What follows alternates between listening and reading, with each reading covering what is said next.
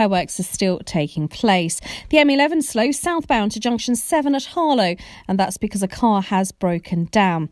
On the underground, severe delays now on the Piccadilly line and minor delays on the Circle District and Hammersmith and City. And then on the train, Southeastern aren't running between Greenwich and Abbey Wood, and Thameslink can't run between Deptford and Slade Green. This is LBC.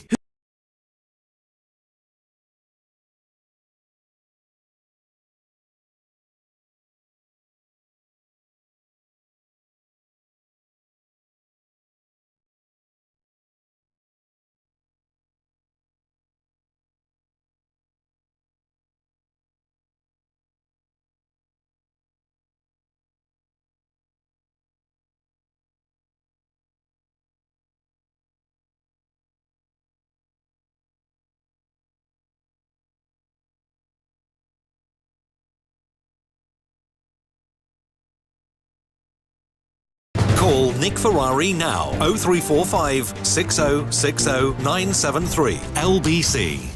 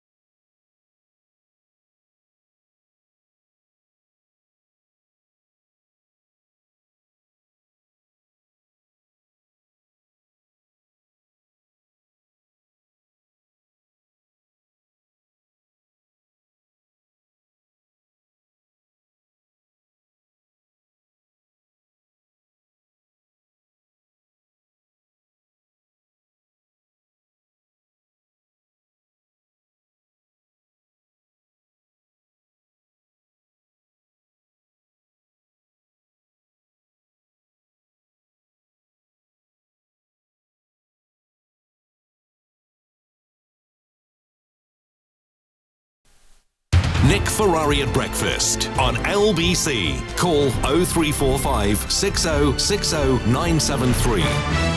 It's 8 minutes before 9, and we'll come away from Nicola Sturgeon, return to that conversation in a moment, to look at the story of homeless prisoners who are to be housed in bedsits and hostels. Writing in one of the newspapers today, the Daily Mail, the Prisons and Probation Minister, Lucy Frazer, says releasing prison leavers without a place to stay is as good as inviting crime back into our neighbourhoods. So action is to be taken by the government, and the relevant Minister, Lucy Frazer, joins me now. What is planned, Minister? Good morning, and how much will it cost? Good morning. What is planned is that we want to cut crime, and we want to cut crime by reducing reoffending. So we know that around 80% of people in our prisons at the moment have committed crimes before. And if you come out of prison into a home, you are 50% less likely to reoffend. So what we're announcing this morning is £70 million funding to ensure that people come out of prison into accommodation. Right. What is that accommodation? Who provides it? The local authorities provide that accommodation? How does it work? So there will be two types of accommodation in the scheme. One is what we call approved premises. So our most serious offenders come out of prison and go into approved premises. Those might be terrorists or people who've committed very serious offences.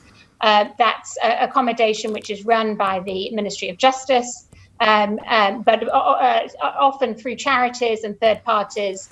And we can then keep an eye on and help people to get back into normal life. So that's one type of accommodation. The second type of accommodation will be for less serious offenders, and we're providing that accommodation for the first 3 months after release. And that accommodation will be hostel type accommodation. What happens after 3 months?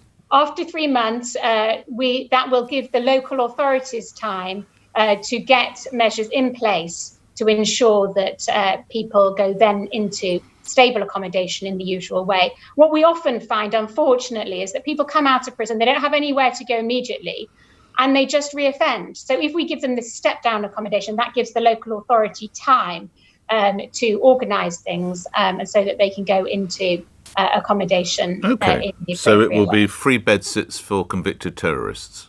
Well, you can look at it like that, or you can say that everybody who comes out of prison, and people do come out of prison, can either live on your street outside your house, possibly committing crime in your local area, or we can put them in some accommodation and then they won't be perpetrating crimes in the community. And I was speaking to a probation officer recently who was saying exactly that one of he was dealing with a case where someone came out of prison regularly and within 4 days they were recalled for reoffending. But once they had accommodation, because we've had a system in place throughout coronavirus where we've helped people into accommodation. Once he got that accommodation, he did not reoffend. Right. For my listeners who are waiting on housing lists for local authority accommodation up and down the country, and indeed possibly some of your constituents in South East Cambridgeshire, it will strike them as rather odd if you're a terrorist and there's a threat that you might reoffend, we'll give you a bed sit, but if you're on the housing list, we'll do nothing for you. Perhaps you can explain the thinking behind that. Yeah, very happy to explain that, because that's not the case. We're not just focusing on prisoners. This is part of a bigger project that government has on. You know, you will have seen over the last few months all the announcements that the Community Secretary has made about rough sleeping. You know, £750 million next year, £700 million this year, helping homeless people into accommodation, and have managed to get 10,000 into emergency funding and over 20,000 people into stable accommodation. So we are absolutely committed as a government to ensuring that people get the housing needs that they deserve. How will we know if this is working? We will be evaluating this at every level. And it's not just about the accommodation.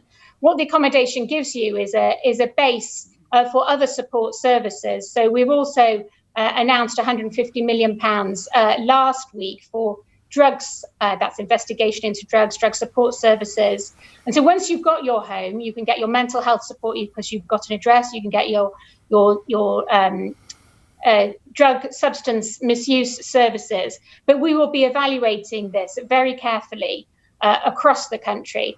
But we know from evidence that already exists that putting people and getting people a roof over their heads does reduce crime. Just if I could get a comment for you from Minister on a couple of other stories. At the weekend, Sure. there was speculation about Levi Belfield. Just to remind everybody, he was, of course, convicted of the murder of Millie Dowler, that he was going to be promoted up the sectors, if you would, to have vaccines. That was subsequently denied by all the relevant authorities. But how will some of our better-known, most notorious inmates, how are they getting their jabs? And are prison officers likely to be put up through the cohort? So let me deal with prisoners first. So there is no priority for prisoners, but prisoners will be vaccinated in line with the community. And of course that is right, because they too can get ill and spread the virus. So it's really important that we don't get coronavirus within our prisons. That's important not only to reduce deaths, but also to protect our prison officers who are working on the front line, but not just them. Because if we get outbreaks in prisons, then you will have in local hospitals close to those prisons, you may find that the NHS services and local communities are overwhelmed if we get outbreaks in our prisons. So it's really important for the public as a whole that we keep the virus under control in prisons. And of prison and on officers, your second question, Minister.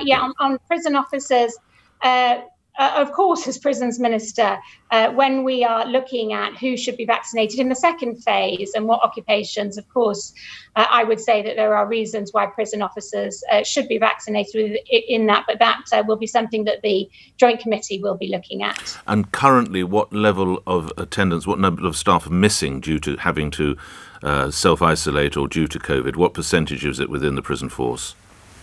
Yeah, unfortunately, we do, like all jobs, have people off in relation to because of the virus, or because they're shielding, or because they are.